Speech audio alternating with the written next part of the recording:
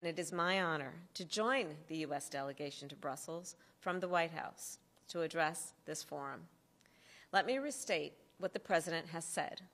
America is back, and we are committed to re-engaging with Europe, to earning back our position of trusted leadership, to making our transatlantic relationship stronger than ever before.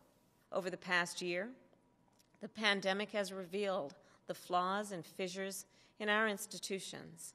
It has also revealed the fragility of our democracies. In fact, 2020 is regarded as one of the worst on record for the global deterioration of democracy and freedom. And I will never forget the horror and the heartbreak of January 6th, 2021, when our United States Capitol, a beacon of democracy for so many, came under siege by a violent mob who refused to accept the results of a free and fair election.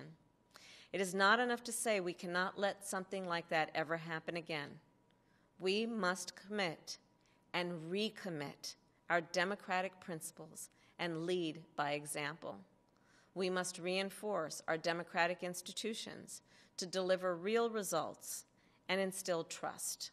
The fight against corruption is a fight won through accountability, through transparency. It is a fight won through strengthening the rule of law and also through the promotion of human rights.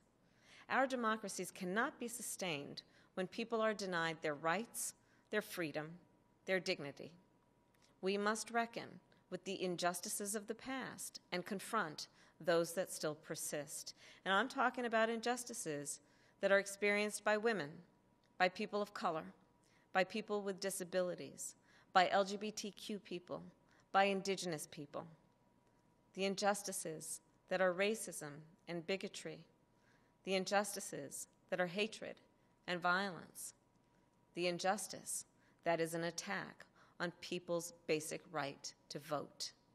Whenever human rights are violated, we must stand together, just as we did when the United States and the EU issued joint sanctions against China for abuses in Xinjiang, just as we did when we stood up to Russia for its attack on Alexei Navalny, and just as we did when we stood up to the President of Belarus for his repression of those demanding democracy and human rights.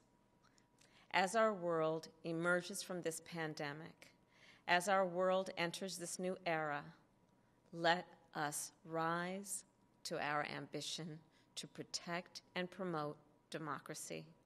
The strength of one democracy depends on the strength of all democracies. And it is my honor to join the U.S. delegation